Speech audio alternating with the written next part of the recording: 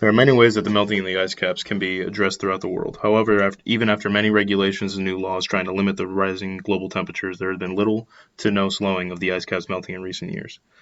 This will have made massive repercussions on the Earth in general, which may lead to the extinction of several species and would absolutely decimate ecosystems. Now let's look at past failures. The main one coming from the Paris Agreement in 2015. The agreement's main goal was to strengthen the global response to the threat of climate change by trying to keep global temperature rise for the century below 2 degrees Celsius. Now, this was a great step in the right direction for the world in general. However, an independent study was found that provided very grim results about the goal on how the goal of the Paris Agreement wasn't even close. It stated that it would likely increase to 2.6 to 4 degrees Celsius. Now, that is why I believe there needs to be both global and local action to make sure that our global temperature does not keep making the ice caps melt before it is irreversible. First idea that I would like to portray here would be the global response to the matter. Now, this will be done in the same way as the Paris Agreement, however, with a little twist. I would like to have each country engage with local governments also on the reduction of greenhouse gas emissions to set a quota for each region in their country, depending on their production output needed to sustain that region economically for each citizen in the region. Now, this quota would have to be approved by a majority vote by each nation in the world. With this, every country in the world gets one vote, and it would be a completely democratic process.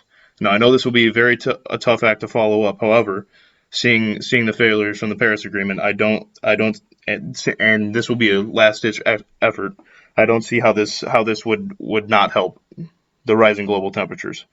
This conference would be held in the city of Paris yet again, and every country in this world would be invited to this, with local leaders and NGOs also being invited with their countries to help to try and come up with the best solution for each country for the reduction of greenhouse gas emissions. Now, on to my second idea. This would be the city action. And I think it will be the most effective way to reduce greenhouse gas emissions around the world, because cities account for at least 70% of the total worldwide greenhouse global gas emissions. Now, with sea levels rising with the melting of the ice, the city of Palo Alto is a great example on how cities can create plans and structure their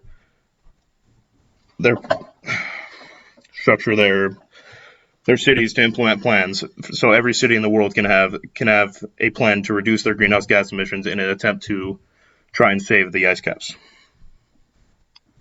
Now, the city of Palo Alto implemented a plan where every single governmental position has a role, and the role of the city manager is to implement the sustainability and climate action plan to reduce global greenhouse gas emissions. Now, this city manager's office will try to reduce the greenhouse gas emissions to combat the rising sea levels and the global temperature increase. I believe that every city in the world should have plans readily available and able to commit resources to these plans. Now, the last option would be the absolute banning of fossil fuels.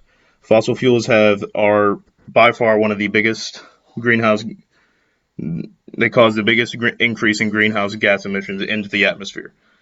However, there are many alternatives that do not emit greenhouse gas emissions. What I recommend would be another Paris Agreement type deal where every country in the world would come together and talk about to move forward with the decline of use of fossil fuels into the future and switch to renewable energies. This would be a major step forward for the world in general if every country converts to renewable resources. So what I propose is a 20-year plan where your total energy expenditure of fossil fuels goes down every year by 5%. While you're converting into renewable energies. Poorer countries around the world may find this difficult, and that's why I'm proposing that every country in the world commit 10% of their GDP to a fund that will help poor countries stay on track. Now, I know this guideline will be hard to meet, but the reduction of greenhouse gases and the banning of fossil fuels will lead to a direct correlation in us trying to save the rising sea levels and the reduction of greenhouse gas emissions, which would all in all help the world. Thank you and have a great break.